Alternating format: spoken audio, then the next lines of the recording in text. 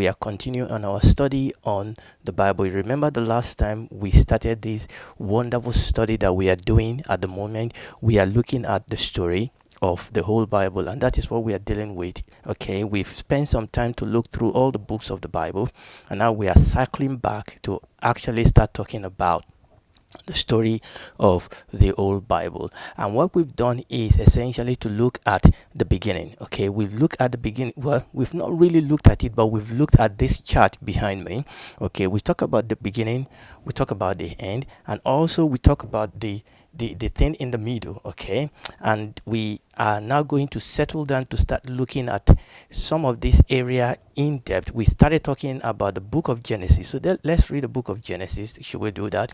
Genesis chapter 1, let's read verses 1 to 3. In the beginning, God created the heavens and the earth, and the earth was without form and void, and what darkness was upon the face of the deep, and the Spirit of God moved upon the face of the water. And God said, "Let there be light," and there was light. And some of the things that we said the last time is that we're talking about the book of Genesis is the book of beginning, and we are telling ourselves that once there's a beginning, okay, there must of necessity be the beginning of everything that is material. Material things must have a beginning, and if there's a beginning, there must be an end. Okay, is that okay? I mean, if there's a beginning, there must of necessity be an end of everything. Everything material must have a beginning. Now, nobody will doubt, nobody will question, nobody will argue about the fact of the beginning. What often causes the argument is the what, the how, the when, the where, the why of the beginning, and this is usually what creates the debate, isn't it? How did we get here? Why are we here? And where are we going from here? What happened next? And this is the type of things that we all debate about. But when we look at the story of the Bible, the Bible is very, very clear in answering this question for us. So we started talking about the beginning, and we went back to the book of Genesis, because the book of Genesis obviously is the book of beginning. And we said Genesis is the first book of the Bible, obviously, and it's full of beginning. Okay, and the Hebrew title for the book of Genesis, we said the last time, is Bereshit, which is actually the first three words in our English in the beginning. That is Bereshit, and beginning means the beginning, the birth, the origin, and that is the meaning of that word Genesis in Greek. Okay, and we say it's a book of beginning. That is the book of Genesis, where we get the record of the beginning. Is the foundational book of the Bible. It is the book that unlocks for us the rest of the Bible. The book of Genesis sets the stage for the rest of the Bible, for the rest of the scripture. And the book of Genesis is very, very important, because without the foundation of the book of Genesis, the remainder of the Bible will fall apart. And this is why it is very, very important for us to really, really understand what is going on in this book. So in the book of Genesis, we saw the chronicle of the creation of the world, the creation of the universe, the creation of the earth, the creation of humankind, the creation of all living things. And that is very, very, very important. As the book of Genesis, it reveals the ageless plan within God's heart to have a people for his own, set apart to worship him. And we are going to see how that developed. And we saw that we also said we are going to establish all this, that the book of Genesis also speaks about relationship. It highlights the relationship between God and human being, relationship between human being and human being. Okay, and that is just a quick whip, as it were, through some of the things that we were able to establish the last time. Now we want to really, really start talking about the beginning. We want to start talking about the beginning. We want to go back to the book of Genesis. Look at Genesis chapter 1. Remember what we said, that the first 11 chapters in the book of Genesis chapter 1 to 11 lays, that's the foundation of the whole of the scripture. Obviously, we are going to have to go back to Genesis chapter 1 verse 1 to start looking at the beginning. What happened in the beginning? Okay, because what happened in the beginning also affects what is going to happen in the end. I mean, obviously, we've talked about the middle over there, which we are going to get to by the grace of God. So it's a story. Okay, remember, it is the story of the whole Bible. But before we go back to the book of Genesis chapter 1, I want to ask myself, what makes a good story? Remember, this is a story. It's an epic story that we are dealing with. It's an epic story. It's the story of God himself. And we have to ask ourselves, all of us have like stories. Stories is a very wonderful tool that we use to get people connected with reality. We are in a story. This is an epic story. This is the story of God. What makes a good story? Remember the story we are dealing with, this story we are dealing with, this story of the whole Bible. Remember, this is not a fictional story. It's not a fictional story. It's not a make-believe story. It's not let us assume story. It's not a fiction. This story is a real, live, true story. You remember most of us now watch what we call reality TV. These are things that you are watching that are happening live. Even though we call it reality, there's a lot of artificial input really into a lot of this reality TV. But the most important thing is that you are watching them as they happen.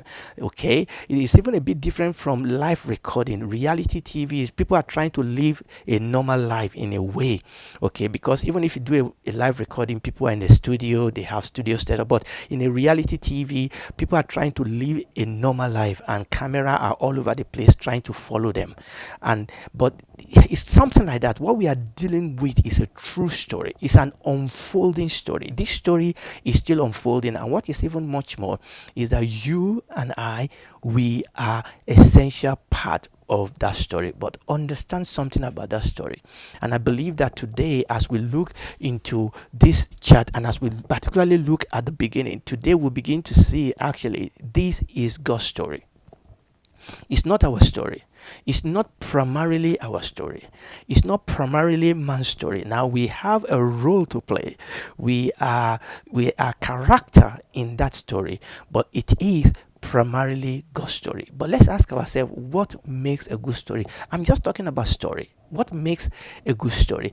Every story has great, terrific, engaging beginning. Every good story must have a great, if you are going to be engaged with a book, you bought a story book and you want to be engaged with it. Every author of every story knows that the beginning is very, very important. You want to open up the story with the beginning that will get the reader hooked on that book. How do you get a great, terrific, engaging beginning? Remember, every story must have a beginning. But the beginning of every story is very, very important, because the beginning of the story creates question that the readers will want to answer. Okay, you want to open up a book, you want to open up a story in such a way that it will hook your readers. They will want to turn the page, they will want to read through the book.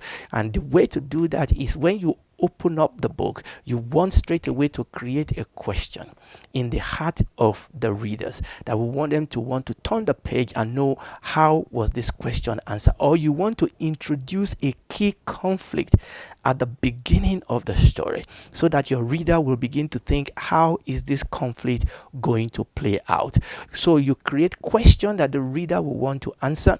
You introduce key conflict that the reader will want to be resolved. And also at the beginning of the story, you want to introduce your key characters. And it's the same thing, praise the Lord, with the word of God. When you go to the beginning, this story that is written for us in the book of Genesis, at the very onset, Genesis chapter 1 verse 1 to verse 3 that we read, it introduced to us the key character. And bless God, the Lord will have to forgive me for using that word because talking about story, Genesis chapter 1 verse 1 introduced for us the key character in this story. Let's read it again. Genesis chapter 1 verses 1 to 3. In the beginning, God created the heavens and the earth. The key character in this story is God himself. Man was not mentioned here. It is his story. He is the key player in this story in the beginning. So right at the beginning of this epic story that is written for us in the beginning, right at this epic story is introduced for us God himself, because it is God's story. It is the story of God. In the beginning, God created. I remember what we said. We introduce key character. We introduce question that the readers will want to one answer, or we introduce key conflicts that the readers will want resolved. In the beginning, God created the heavens and the heart was without form and void, and that introduced what conflict straight away. Why did the earth becomes form without form and void? Why was darkness upon the face of the deep? And the Bible says, and the Spirit of the Lord moved upon the face of the water, and God said, let there be light, and there was light. So the question we are asking ourselves, remember the question we're asking ourselves is, what makes a good story? We are just talking about general story, but also we are looking at God's story, the story that we read in the Bible. Great, engaging, terrific, beginning. Very, very important. But we see in Genesis chapter 1 the key character and the key conflict that we're going to run through this book. What also makes a great story? So we talk about a great story that must have what? An engaging beginning, but also though a great story must do what? Must have a satisfying and a knockout ending.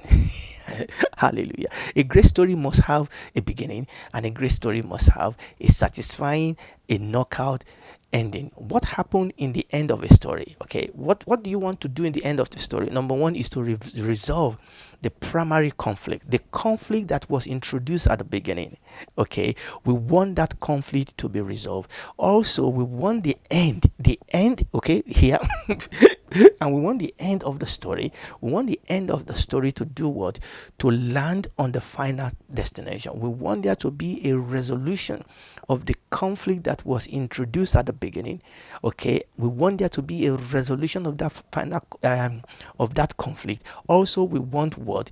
Us to be landed at the final destination as we look at the end of the story. So a good story must have a great engaging beginning, must have a satisfying and a knockout ending. Obviously, between what? Because we're talking about the beginning and we're talking about the ending. Obviously, between the beginning and the ending, we have the middle. So a great story must also have a meaningful and a brilliant middle, where what was introduced in the beginning was developed in the middle of the story. It must not go to sleep. There must be a connection. There must not be a disconnection between the beginning and the end.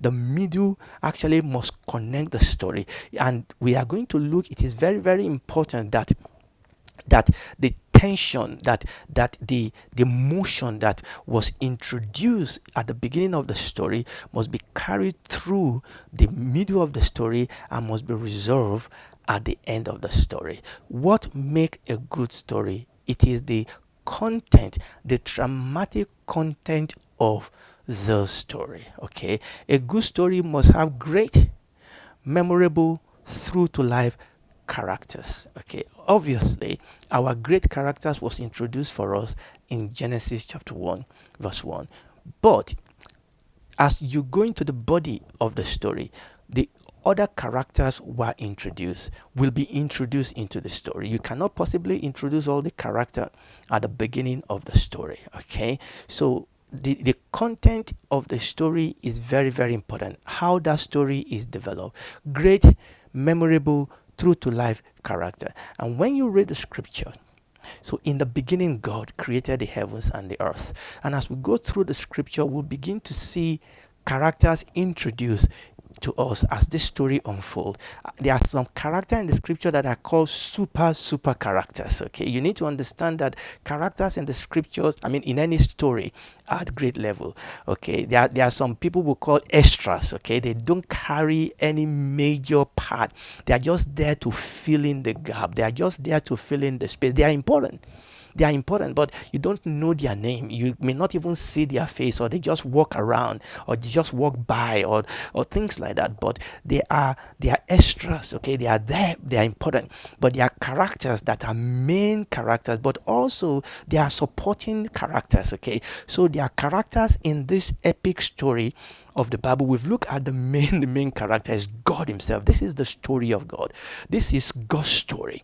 This epic story. The Bible is the story of God. It's about who God is, about what God is doing. But there are people that are called super characters in this story. Obviously, starting with Adam, and then Abraham, and then Moses, and then David, and then our Lord Jesus Christ. Obviously, our Lord Jesus Christ, the first coming of the Lord Jesus Christ, and the second coming of the Lord Jesus Christ. So when you go to the beginning, okay, we are looking at the character as they are introduced to us in the pages of the scripture. Obviously, in the beginning, God. And as you move down the Old Testament to the middle, we see at the beginning, we see Adam, obviously, and Eve, and then we see Abraham, and then we see Moses, and then we see David, and then we see our Lord Jesus Christ. The first time when he came, and our Lord Jesus Christ, when he's going to come back the second time. Those are the people are called super character. Those are junction in this unfolding story that are going to be very, very important. Obviously, there are other super character. Obviously, I mentioned this super, but there are other super characters. For example, characters like Isaac and Jacob. Yes, I mentioned Adam, and I mentioned, after that I mentioned Abraham. But between Adam and Abraham, you will talk of a character like Noah, isn't it? And between Abraham and Moses, you will talk about other super character like Isaac, like Jacob, like Joseph. Those are also very, very important super character. And from Moses to David, you will talk about other super characters, isn't it? You talk about Joshua, you talk about all the other judges, okay? And also after David, you talk about other kings, and particularly the group that we call the prophets. And you will talk about individual character, isn't it? Like Esther, like Nehemiah. And these are all characters that we meet along the journey. And when you go into the New Testament, I know I said I jumped from our Lord Jesus Christ, isn't it? I said from the middle there, as we go, I just jumped from the first time of our Lord Jesus Christ and the second coming. Obviously, in the middle of that is the church, okay? And before the church, obviously, we have major characters like Peter, like Paul, Stephen. These are character in the unfolding of the story. But understand that the main character is God himself. In the beginning, God. So what makes a good story? We talk about the beginning, the middle, and the ending. Now we are talking about the dramatic content. It is you having this great, memorable, and true to life character that run through the story. So in the story of all these super characters and characters that we read in the scripture, we see the unfolding of the content, the flow of the content of the story of the Bible. It is the story of God. What makes a good story? Also engaging, powerful, and effective dialogue. So, hallelujah. Obviously, this character, they are in a relationship. They are in a relationship with God. Israel is a character in the story. They are in a relationship with God. They are in a relationship with one another. The Lord Jesus Christ is teaching.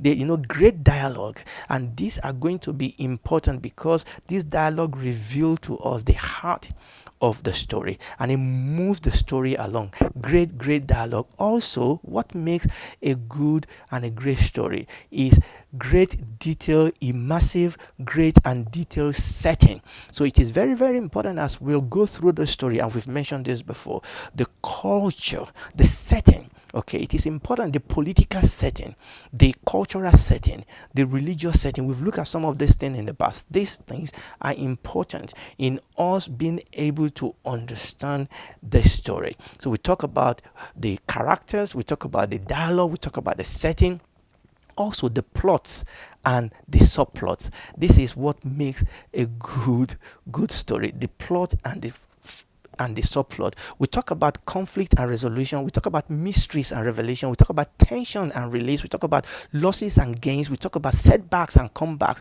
peaks and trough, suspense, surprise, and controversies. These are the things that makes a good story. And when you look through the story, you will see all this plot and all these subplots because God has a purpose. What happened to it? How? And there will be plots and subplot, the conflict, the resolution, the mystery, the revelation, the tension, the release, the trough, and the peaks and the setback and the comeback, the losses and the gains, the suspense, the surprises and the controversies. And these are all the things as you read this story. This is the greatest story that was ever told. This is an epic story. There are some stories that are epic. There are some stories that caused across generation, that people still want to watch those films, they still want to read those books, they still want to hear those stories, because they have all these essential of what makes a story a great story. The story of the Bible is exciting, okay, because it contains all these essential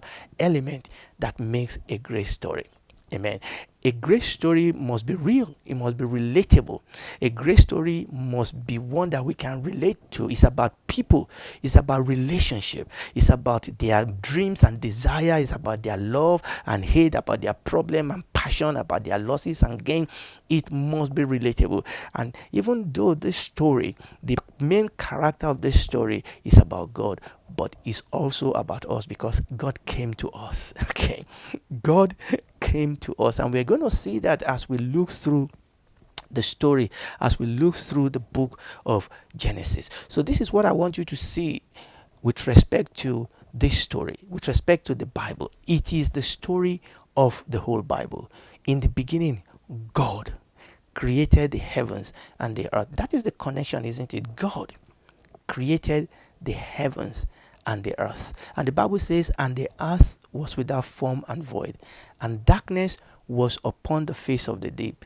And God started speaking. And God started speaking.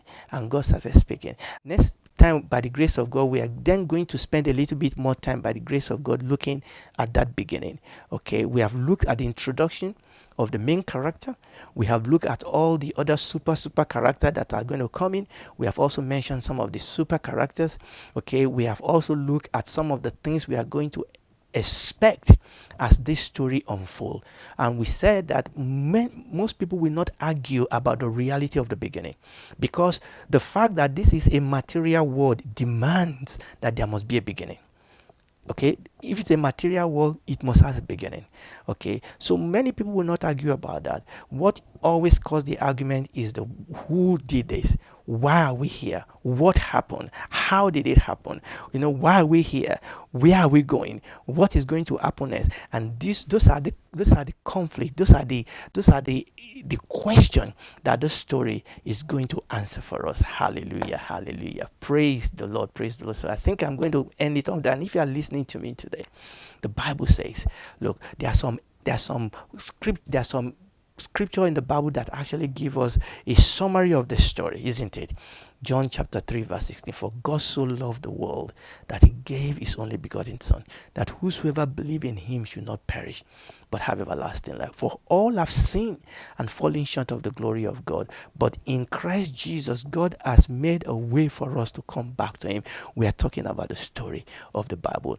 It's a story of salvation. It's a story of redemption. It's a story of love. It's a story of mercy. It's a story of grace, but it's also a story of conquest. It's also a story of the victory of God, but much more than that is the story of God. And we are going to explore this story, God helping us, even in greater depth next time. So if you are not born again, you need to do that even tonight, because the time is short. The Lord Jesus Christ will come back again. And it's only those that have accepted him as their Lord and Savior that will spend eternity with him. You can bow down your head even tonight and accept him as your Lord and Savior. Believe in the blood and the cross of the Lord Jesus Christ. Confess him as your Lord and Savior. Invite him into your heart, into your life, and he will come in and be your God and Savior. He will take the heart of stone out of you, give you the heart of flesh. He will bring you home as a member of his family. And when all this is over, you will spend eternity with him in the new heaven and the new heart.